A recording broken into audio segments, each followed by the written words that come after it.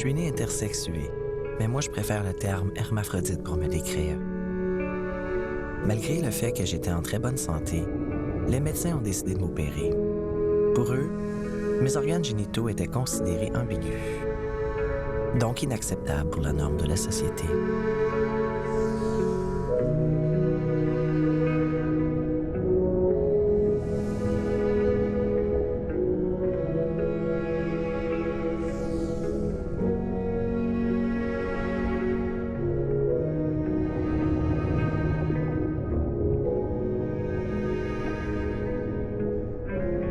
On m'a assigné le sexe féminin. J'ai comme l'impression qu'on m'a volé mon identité. Même mes parents en ont gardé le secret.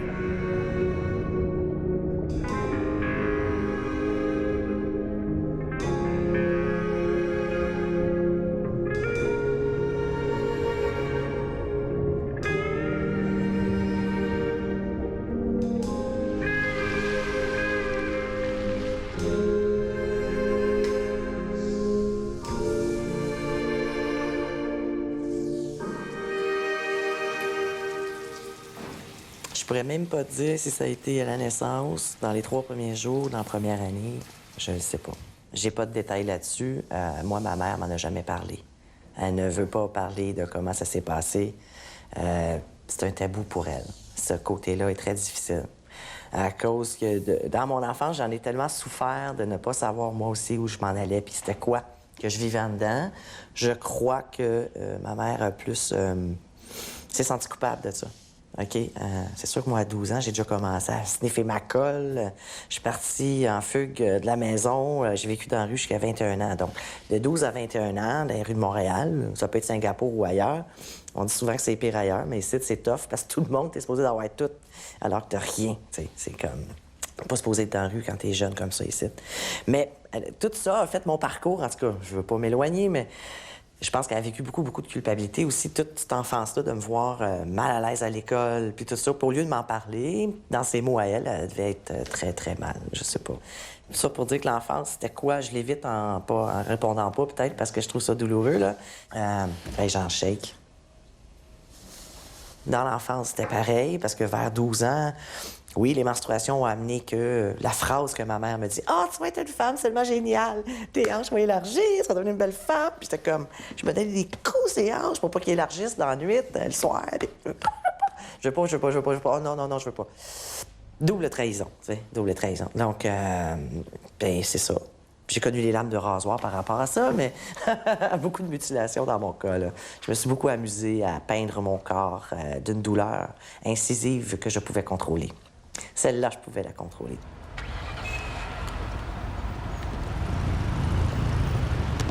Ma décision de faire la transition de sexe, c'était pour moi un processus de guérison. Mais pour mon entourage et mon milieu de travail, c'était très dérangeant. Je travaillais comme intervenant en santé relationnelle. Suite à ma transition, j'ai opté pour un poste de cuisinier parce que j'avais besoin de m'occuper de moi. Ça m'a pris tout mon courage pour y arriver, à dire, moi, je veux cette identité-là, je veux me voir dans le miroir enfin. Je veux faire en sorte que quand je me promène dans la rue, je peux regarder les gens dans les yeux. Moi, je suis beaucoup dans les reflets, toutes les vitrines qu'il y a partout dehors, c'était ma peur. J'ai pas de miroir chez moi.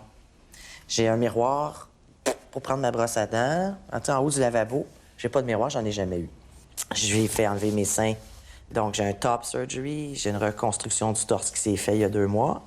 Moi, quand je me vois dans le miroir, je vois qui je suis.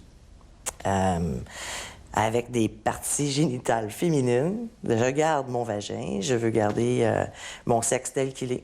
C'est plus qu'un complexe physique, ça va plus loin que ça, l'identité. C'est comment on te parle, c'est comment on te regarde, c'est comment on t'aborde. Tout ton rôle social est donc guidé par ça. Aujourd'hui, ben, je sais pas pourquoi tout est si compliqué de vouloir être soi-même. Moi, c'est plus ça qui vient me rejoindre. Je serais pas venue parler de ça aujourd'hui si c'était justement médical et que, bon, c'est de la science, puis tout ça, là. Je veux dire, c'est quoi, je suis un énergumène? Tu veux que je te descende mes culottes, montre-moi Étienne? Je suis tannée de me faire demander ce que j'ai dans les culottes. Moi, je vais pas me promener à demander quelle grosseur est ton clit, comment va ton pénis, là, tu sais. Moi, ben oui, on peut me le demander, vu que je suis un phénomène. Si boire, non, mais ça c'est fatigant. En tout cas, je veux pas sacrer, excusez.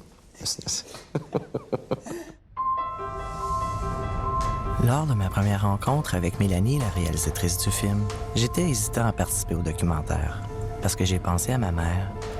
Puis je me suis dit, il faut briser le silence. Alors on y va de l'avant. On s'est rencontrés, tu sortais d'une opération. On s'est rencontrés il y a 1 an. Oui. As-tu des miroirs chez toi? Oui, ben oui, oui. Pour mes 40 ans, ma mère m'a offert un miroir sur pied où enfin je peux me regarder dedans et m'habiller. Et j'aime bien, je fuis pas les reflets. L'image se dédouble pas, il n'y a aucune dysphorie qui se fait quand je me regarde dans le miroir.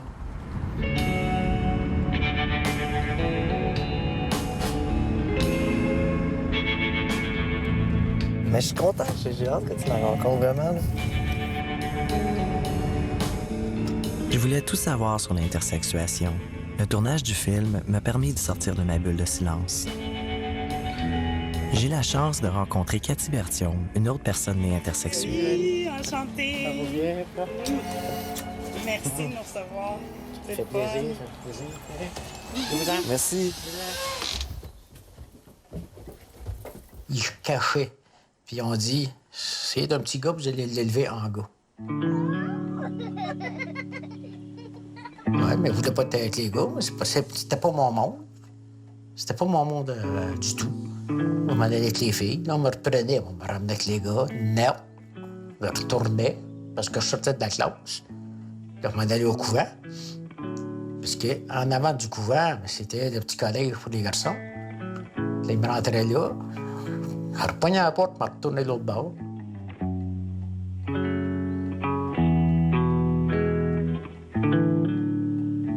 L'année d'après, j'ai recommencé l'école, ça a été la même affaire. Jusqu'à temps que mon père arrive. J'ai eu affaire à rentrer dans la classe. Je me suis à graine volée, puis tout, puis ça a brossé.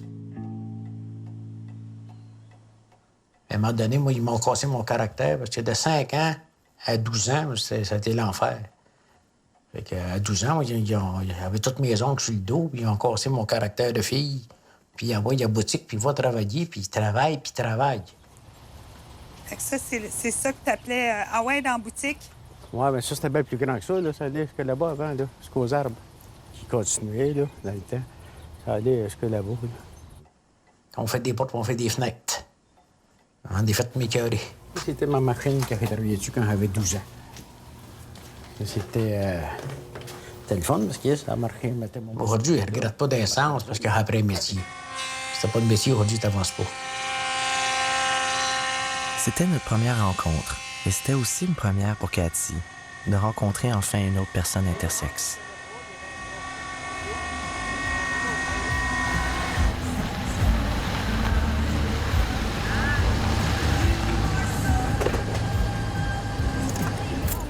Quand j'ai parti, c'est parce que j'étais plus capable de vivre ici. Il fallait que ça... j'étais plus souvent en fille qu'en gars, des bouts. Puis je vivais les deux. Ici, c'était un petit village. Il fallait que je m'en aille. J'avais pas le choix. C'était allé en ville. Donc, il était parti 28 ans de temps. Le jour, elle a travaillé en gars, le soir, elle était en fille. Le suicide, c'est pas mal de tous les jours, t'as ça dans la tête. Que je sois encore là aujourd'hui, c'était quasiment un miracle. C'est quasiment ça. Là, il dit ça va sauter quelque part parce que je savais qu'un jour, ça sortirait.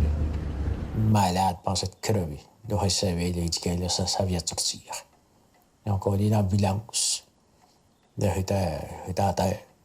L'ambulancier était assez vite parce qu'il m'a demandé qu'est-ce que tu prends. Ben, il dit je prends de l'estradote. Il dit tu dis pas un mot, t'as 10 mots. Il dit je t'emmène. Il savait c'était quoi. C'est quoi l'estradote? C'est des hormones. Je suis remonté à l'hôpital, puis par une prise de sang. À 9 h le soir, ils sont venus m'avertir, ils sont venus me dire que j'étais XXY. Dans le temps, moi, je ne savais pas c'était quoi, ça. C'est quoi, ça? Dans ma tête, ça mange quoi, ça? C'est que là, tout ce que j'ai dans la tête, j'ai-tu la même chose que Myriam, ma soeur? J'ai-tu la leucémie? Puis là, j'étais voir c'était quoi XXY, savoir c'était quoi. Après ça, oups, là, tu vas dire ça, voyons donc.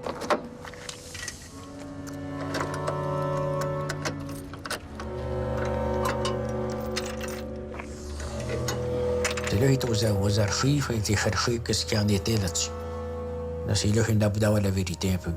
Puis pas toute. Il y a 2 baptistères. Un du 12 décembre, un du 18 décembre. Parce qu'ils m'ont opéré le 17, puis le 18, puis là, ils ont refait un autre baptistère. Ah, c'est ce que tu as récupéré à l'hôpital, là? Ouais. Ils ont barbouillé bien des affaires qui ont changé, qui n'étaient pas ça. Bronchopneumonie. C'était pas ça partout. Il n'y a rien eu pour moi de ma maudite vie, moi. Je sous-signée par la présente autorise les médecins et chirurgiens de l'hôpital de Sainte-Agathe à faire tout ce qu'ils jugeront nécessaire en tant qu'examen, traitement ou opération dans le cas de Serge Berthiaume le 17 décembre. Tes parents n'ont pas signé. Elle ne pouvait pas signer, elle n'était pas là. 3 jours, 4 jours, ils l'ont mis dehors. Elle n'était plus là. Les autres, ils se sont permis de faire « I don't know, pas savoir ». Moi, ça ne marquait pas en bas. Qu'est-ce qu'ils ont fait, je ne sais pas. Elle ne sait pas. Personne ne le sait, on ne saura jamais. Dans le temps aussi, ma rebelle, à 10-11 ans, faisait de l'automutilation. Il y a des marques en haut dans le plafond, faites les montrer. Des papillons. Moi, j'ai commencé à 10 ans à essayer d'arracher ça. Assis-toi là. Couche-toi sur le dos.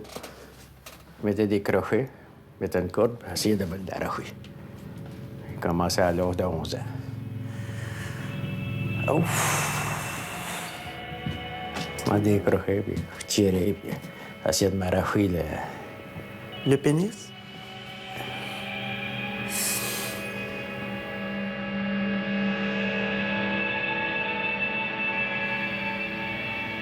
Je suis remonté à l'hôpital 3 fois. Je sais pas comment tu fais pour revivre ici. T'sais. Vraiment, là, ça me touche.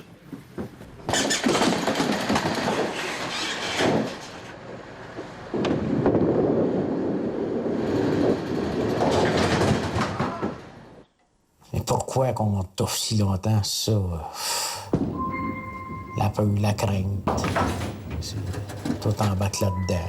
On va être passé par quoi? La honte de la famille. C'est tout en bas. T'as beau te poser des questions, il n'y a jamais rien qui arrive. T'es pas... Là, tu sais rien, là. T'sais, eux autres, ils savaient. Mais ils parlaient pas. Dans le temps, c'était ça. Quand c'est un affaire dans la tête, si c'était dit, c'est de ça avec une balle dans la tête.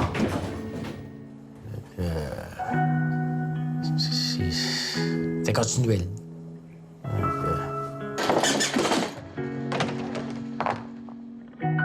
Tu te lèves le matin, tu regardes partout, ça va bien. Pour ça, tu mets le pied en terre, ça repart. C'est pas bien, tu as mal au cœur, puis tu shakes, là, parce que tu sais que c'est pas toi. Je ne shake plus. Il n'y a plus une balle de cœur, je suis normal. Mais endurer ça 52 ans. Cathy a aussi subi l'omerta. Elle a dû se battre pendant 52 ans pour surmonter son mal de vivre. Ce qui me fascine chez elle, c'est qu'elle a choisi de revenir ici, dans son village natal, et d'être confrontée au regard des autres. Ça prend du courage exceptionnel.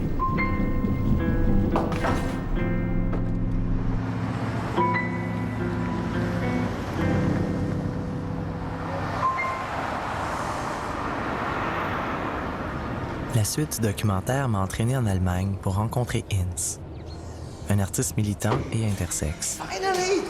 Hi! I'm okay. Nice to meet you, finally. Yeah, you've been here before, Yeah. right? Yeah. Yeah. And you too? Or First time. First time. But you have family in Germany. On se dirige à une manifestation pour protester contre les chirurgies inutiles faites aux personnes nées intersexuées. This is so nice to meet you. So happy. Hello, nice to meet you. Ich habe eine Banane dabei. Hi, I'm Sunny. Hi, I'm Nella. Hi. Hello, nice to meet you.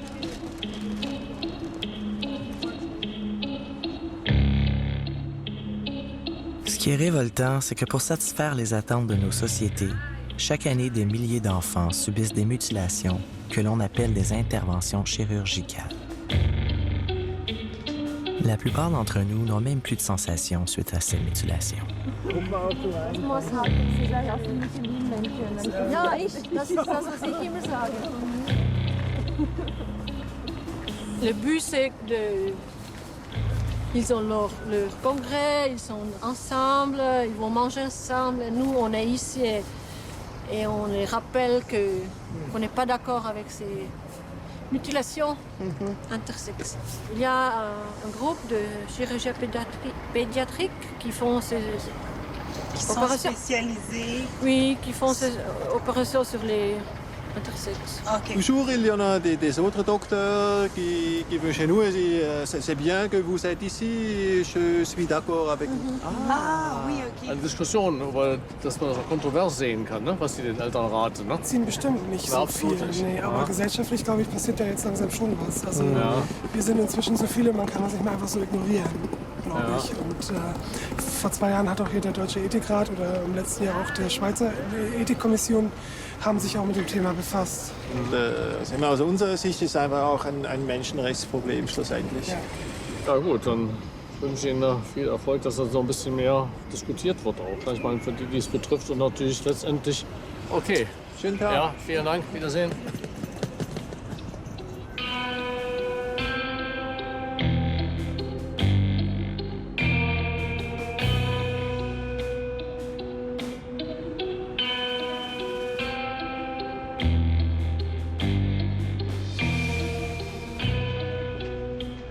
Aujourd'hui, j'ai le privilège d'être invité dans son atelier. J'ai une très grande admiration pour son travail artistique. Ses œuvres représentent clairement notre vécu. Wow! Magical porno. Yeah, that's.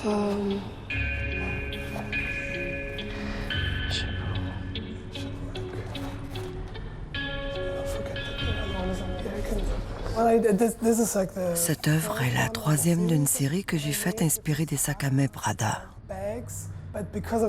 Parce que le nom Prada fait aussi référence au pédiatre suisse Prader, qui a inventé l'échelle de Prader, laquelle est encore utilisée aujourd'hui pour déterminer la forme des organes génitaux.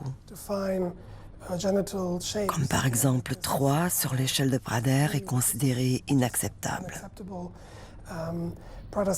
Prader 0 étant une femme et 6 un homme. Tout ce qui se trouve entre 1 et 5 est considéré comme inacceptable et intersexué. Pour ma part, je fais partie de quelques exceptions qui, je crois, sont encore plus rares aujourd'hui. Ma condition n'a pas été découverte par la médecine avant d'atteindre la puberté. Donc, lorsque je suis née, tout le monde pensait « Ah, c'est une fille, et on va l'éduquer comme une fille. » Et quand j'ai eu 12 ans, mon corps a commencé à se transformer d'une manière inattendue pour une fille. Puis, quand j'ai eu 14 ou 15 ans, j'ai commencé à voir apparaître une barbe.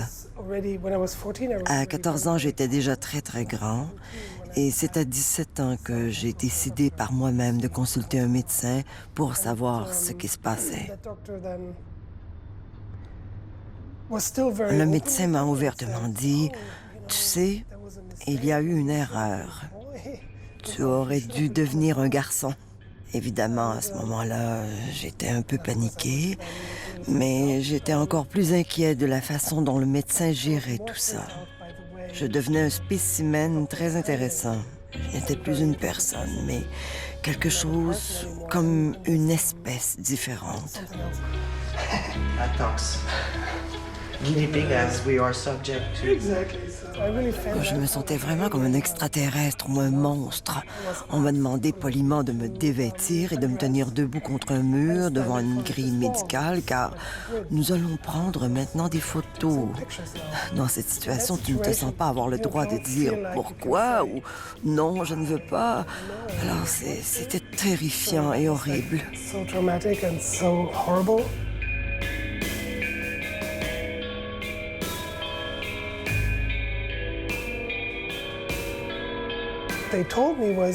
Ils m'ont dit que je devais subir une chirurgie pour prévenir un cancer, car si je ne me faisais pas opérer dans l'année à venir, je risquais de mourir du cancer. Tu sais, je sentais que ce n'était pas la vérité.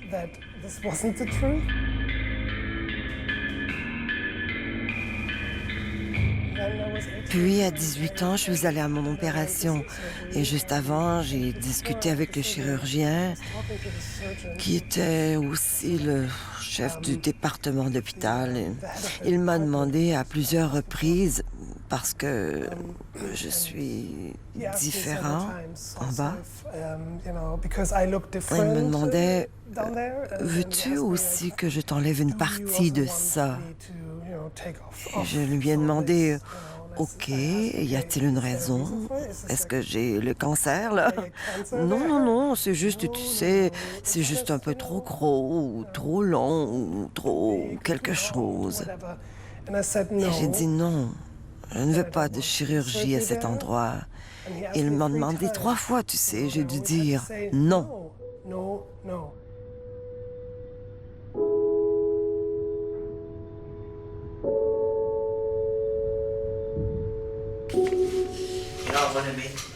I want to get a tattoo in Berlin. Yeah. And I wish, you could say no, but I wish to buy a painting of yours to have it on me. Wow. That will be because you're one of my favorite artists, to be honest. And I wish to have this tagged on me if I have time later on. That's commitment. Wow, that's awesome. Not here, but somewhere.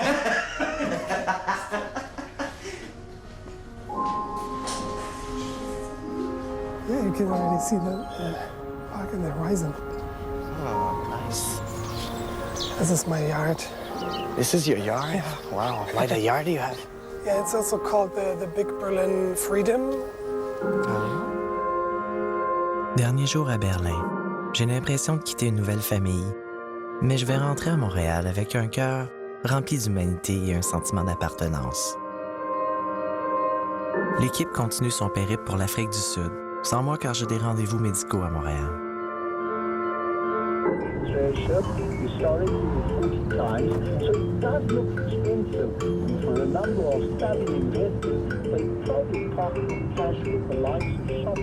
Dans ma recherche sur le net, j'ai découvert la présence de Nat Bissing. Après avoir échangé sur Skype avec Natbi, elle a fait que renforcer mon idée qu'il faut laisser la nature s'exprimer dans sa diversité. L'intersexuation a toujours existé depuis des milliers d'années. Depuis que l'humain a commencé à procréer, à recréer, la génétique n'a pas toujours donné les résultats qu'on associe aux bonnes vieilles lois de la nature pour les deux sexes. Il y a toujours eu des variations.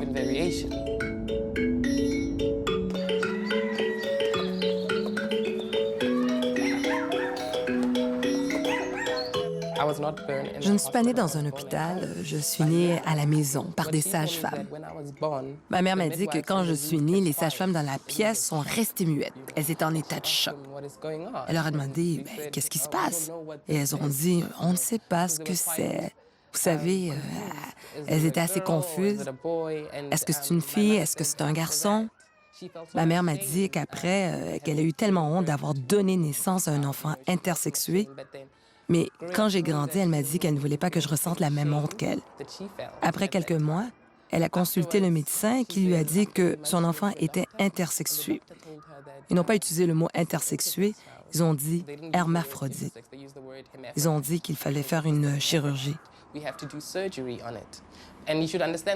Et vous devez comprendre que c'était dans les années 80 en Afrique du Sud, où la médecine n'était pas très avancée. Donc, ma mère avait très peur. Parce que dans notre petit village, lorsque quelqu'un était hospitalisé pour une chirurgie, il risquait de mourir. Alors, ma mère craignait que si son enfant était hospitalisé, il risquait de ne pas revenir.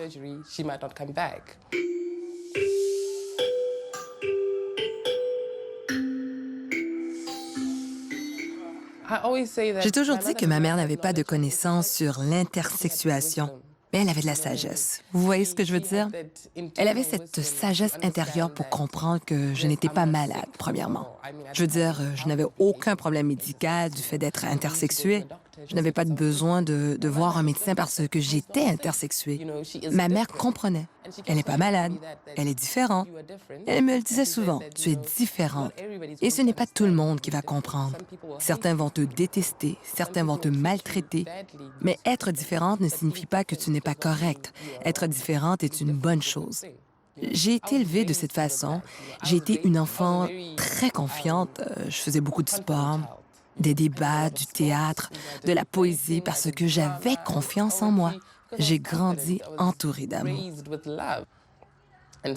Pendant mon adolescence, j'étais très en colère contre ma mère parce qu'elle avait refusé la chirurgie. Je croyais que la chirurgie serait une chose formidable, qu'une fois sortie de la salle d'opération, la vie serait géniale. C'est seulement au début de la vingtaine, quand j'ai rencontré d'autres personnes intersexuées qui avaient subi une chirurgie, que j'ai réalisé que l'opération avait gâché leur vie. C'étaient les gens les plus traumatisés que j'ai rencontrés. J'adorais ma mère à nouveau. J'étais reconnaissante. Merci à cette femme qui a refusé l'opération et m'a préservée de tout ça.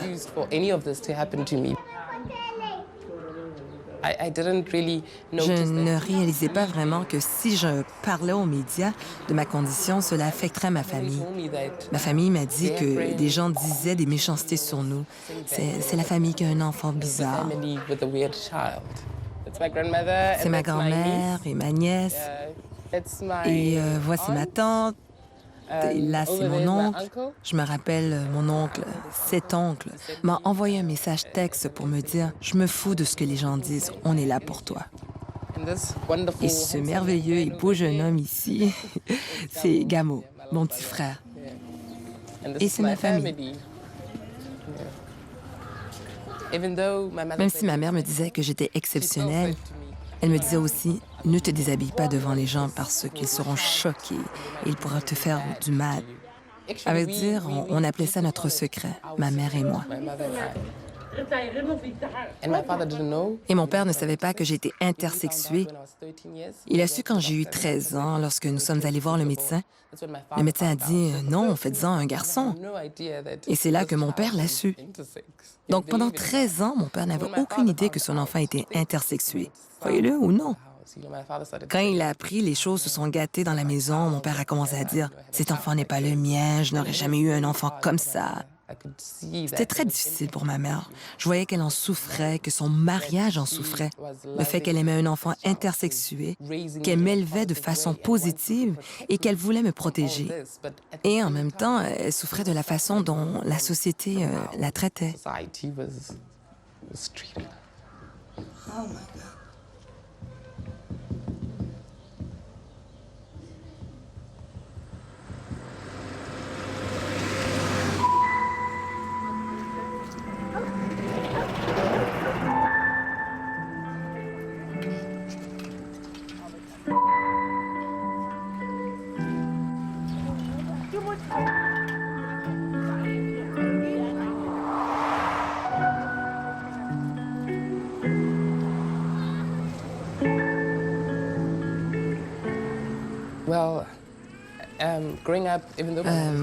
Dans mon enfance, même si ma mère était très positive, elle n'était pas pratiquante. Nous n'allions pas à l'église.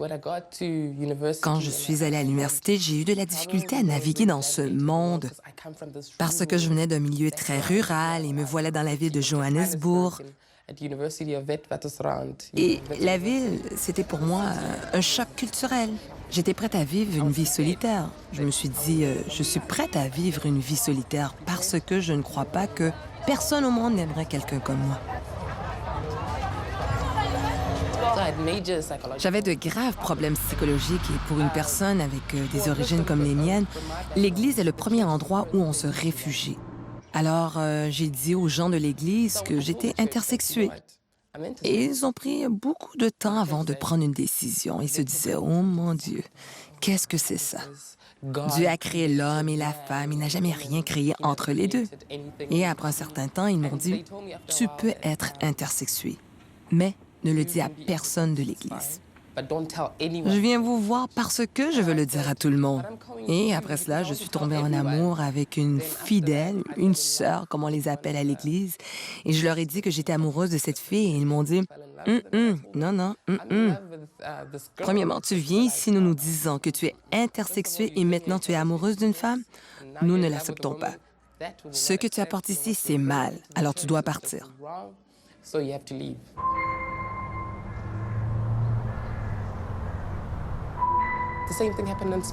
La même chose s'est produite dans les sports. Enfant, j'adorais les sports, j'étais très athlétique. Je performais bien, je remportais beaucoup de médailles d'or. Quand j'ai commencé la 9e année, j'étais un peu plus masculine que les autres filles. J'étais un garçon manqué. Et chaque fois que l'on s'apprête à courir, vous savez, on fait des flexions et des étirements. Les autres parents allaient voir mon entraîneur pour dire on ne pense pas que c'est une fille. On ne veut pas que nos filles courent avec cette chose. On m'appelait une chose. Et j'ai compris, très jeune, que les gens n'aimaient pas ce que je suis, car je n'étais pas humaine. J'étais une chose.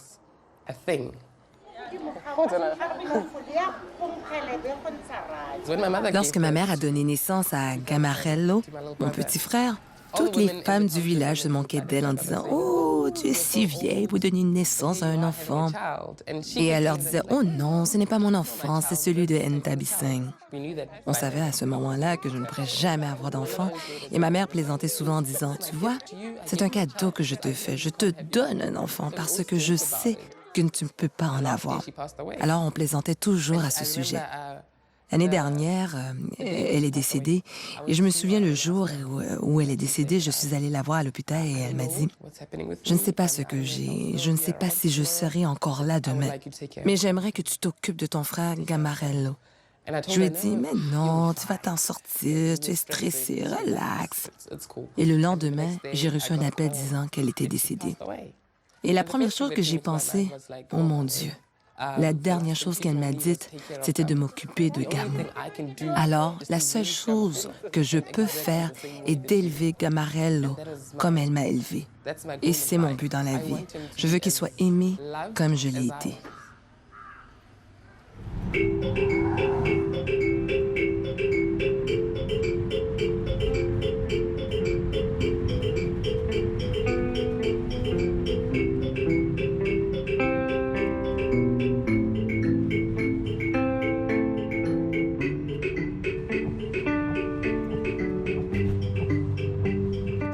Je l'aime tout simplement pour qui elle est. Le reste n'a pas d'importance.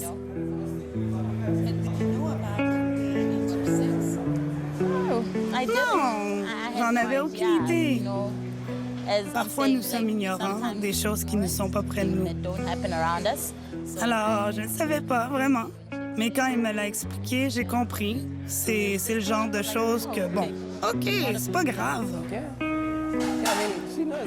Elle sait que je ne suis pas à l'aise avec mon corps. En fait, je ne suis pas tout à fait à l'aise nuit en sa présence, mais elle me fait sentir à l'aise. Elle me dit « Relax, ce n'est pas un problème, arrête de t'en faire avec ça. » C'est agréable que quelqu'un te ramène à la réalité en te disant que ce n'est pas un vrai problème. Donc, c'est vraiment super de l'avoir à mes côtés. Le soutien est incroyable. Je me souviens, la première fois qu'on a eu des rapports intimes, on s'embrassait. Elle ne savait pas. Et je me demandais si je devais lui dire. Et finalement, je me suis dit, OK, je vais lui dire. Et quand je lui ai dit, j'ai pensé qu'elle arrêterait de m'embrasser et qu'elle dirait, je m'en vais, je n'en veux plus de cette relation. Mais non. Elle a dit, OK, pas de problème. Et elle a continué de m'embrasser. J'étais sous le choc et je me disais, waouh, c'est génial. Je crois que ça ajoute à qui elle est, sans rien lui enlever. Je suis à l'aise avec ça.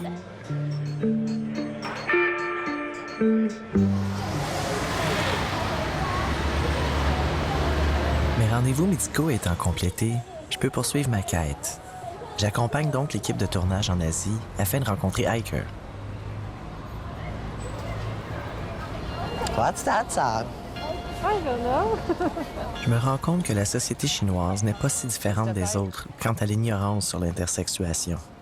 Mais d'en parler publiquement, c'est un geste héroïque. After you.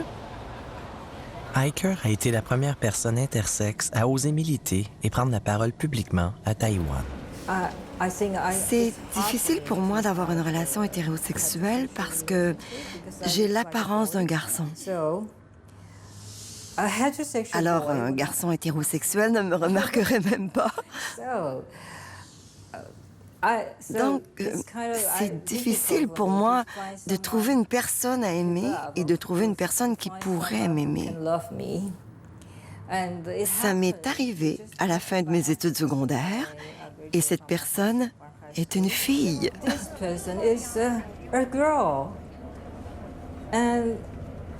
L'homosexualité est devenue un questionnement dans ma vie.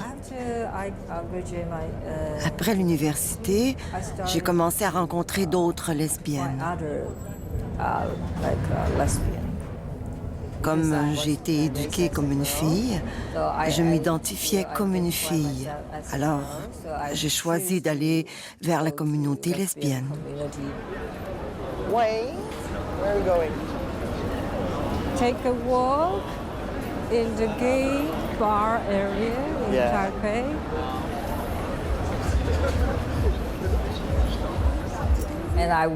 J'ai eu une relation pendant 10 ans. Après 10 ans, elle voulait rompre. Il y avait plusieurs raisons, mais une seule m'a frappée immédiatement. Elle a dit « Tu es trop comme un garçon ». Soudainement, je n'arrivais plus à trouver ma place dans ce monde. Il y a cette phrase qui revenait. Es-tu un garçon ou une fille? J'ai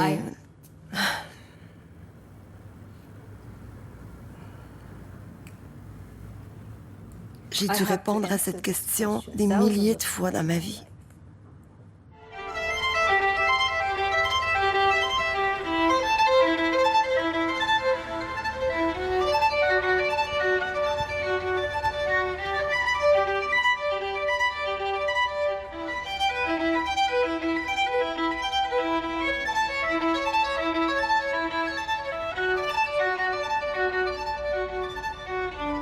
En 2010, j'ai eu la chance d'aller aux États-Unis. Ce voyage m'a beaucoup changé, car j'ai enfin rencontré, pour la première fois de ma vie, une personne intersexuée. Dès qu'on s'est rencontrés, on est devenus comme de vieux amis. C'était pour moi une expérience extraordinaire.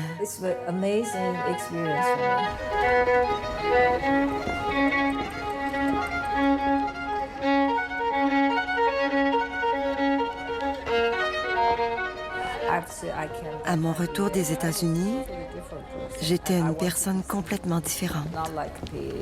Et je ne voulais pas être vue comme avant. Par exemple, lorsque j'utilisais les toilettes publiques, c'était difficile parce que j'étais perçue comme un garçon. J'entrais dans les toilettes des femmes et je me faisais jeter dehors. C'était une expérience angoissante.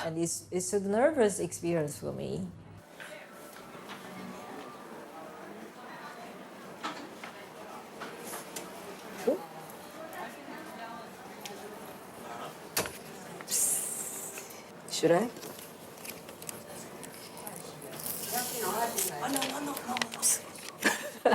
Just pretend. Just pretend. For what?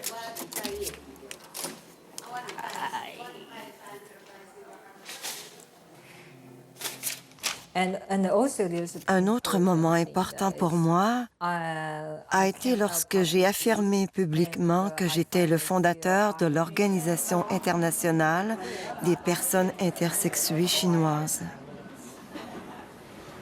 Je me suis approprié l'étiquette. That's perfect. Yeah, that's perfect.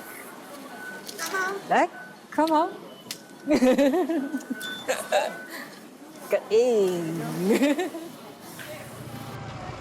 Pour les Occidentaux, le simple geste de contestation en posant ses affiches peut paraître banal. Mais à Taïwan, c'est un acte de bravoure. J'ai un groupe secret sur Internet pour mes amis intersexués de la Chine. Ils ont une très grande peur de sortir du placard, une pression énorme de la société. C'est dangereux et je ne peux pas prendre le risque de les laisser se révéler publiquement sans les préparer. Bon nombre de personnes ici ne comprennent pas encore la réalité des personnes intersexuées et je me sens responsable de créer cette association pour nous.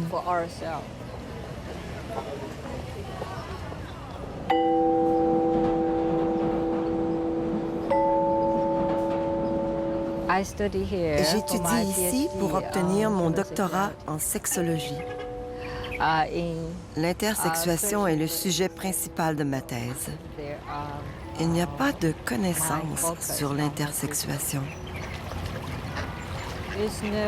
C'est très difficile pour nous d'apprendre à se connaître, de se faire accepter et le plus important, de se faire aimer.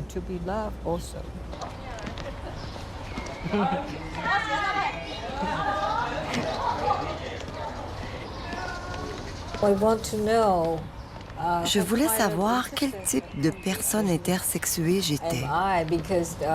Je me suis aperçue que, de nos jours, les personnes intersexuées sont catégorisées par différents syndromes et elles ont ainsi divers groupes de soutien.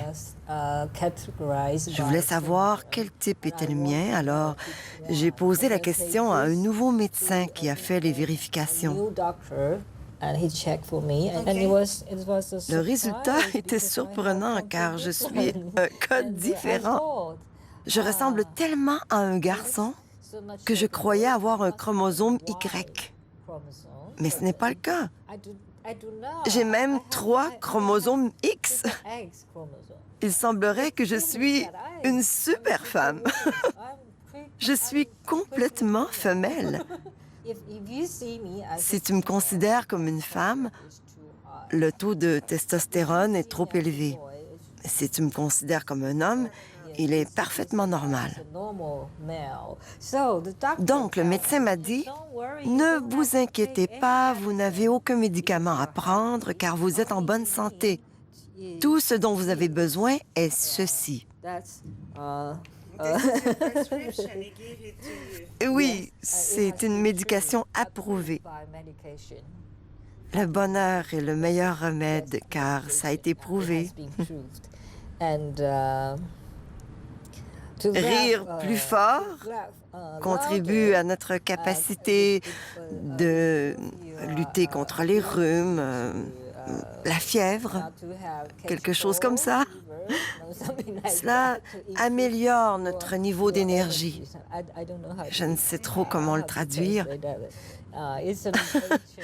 Le bonheur est une pilule naturelle qui n'a pas d'effet secondaire.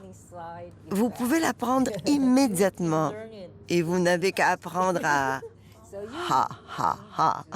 Ha ha ha ha. And that's my prescription.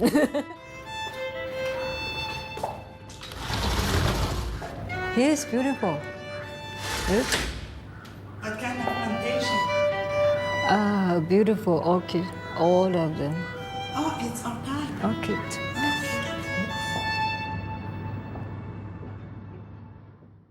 Ça sent tellement bon, le bois. De retour au Québec, mon périple s'achève. Ah, tu peux te emmener, ramasser vrai ici, en ville. Il y en a qui se ramènent du sable, moi je vais me ramener du sable. On se transforme chacun d'entre nous à se côtoyer, puis c'est beau la diversité, c'est le fun. Nous, toi, on fait toute partie d'un tout. Moi, c'est comme ça que je l'ai vécu, mon année. Est-ce que c'était la première personne que tu as rencontrée? C'est la première personne intersexuée que j'ai rencontrée par ton entremise. Hier, on a discuté à peu près 3 heures de temps, là, puis on s'est retrouvés tous les deux. Ça, c'est une chose que ça fait du bien. On a vécu les mêmes affaires, on a vécu la même rage. Au moins, je suis plus seul. Plus seul. Au moins, tu peux dire, au moins, Christian, il y a du monde avec moi, là. Tu sais, on n'est pas des monstres. J'adore Cathy. Elle rayonne tellement maintenant. Elle est beaucoup plus acceptée dans sa communauté. Elle a eu le courage de s'affirmer puis d'être qui elle est.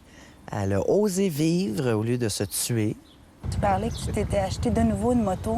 Oui, puis j'ai fait, dans le passé, j'ai fait 250 000 km pour que cette foutue maladie-là me lâche, sans savoir que j'étais XXY, ça, je ne le savais pas. C'est il y en a un qui m'avait dit, si tu fais de la moto, tu oublies tous tes problèmes. 250 000 km plus tard, au bout de 6 ans, c'était encore là. J'ai revenu, j'ai pris de la moto, j'ai foutu ça dans le garage, j'ai pas touché à ça pendant 4 ans. Aujourd'hui, je fais de la moto, c'est moi qui fais de la moto. L'autre est décédé, il est mort. C'est moi qui en fais aujourd'hui. Je respire au moins, je vis des affaires que je ne vivais pas avant. C'est du fun. J'étais avec mes amis de filles, des Ping des Days. On ride, on a du fun. Au moins, je vis. Tu sais, ce projet-là m'a amené à voyager autour du monde. C'est quand même extraordinaire. Mais à la rencontre de gens comme moi. Puis ça, c'était inespéré.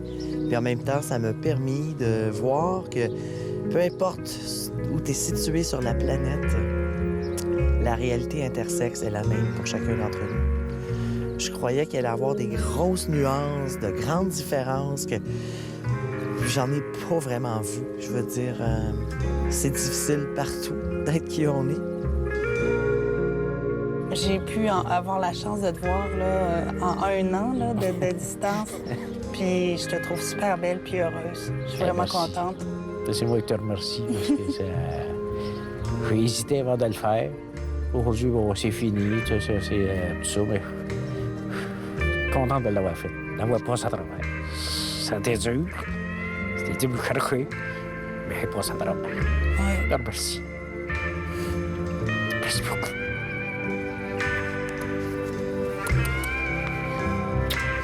Et tu as un gros câlin.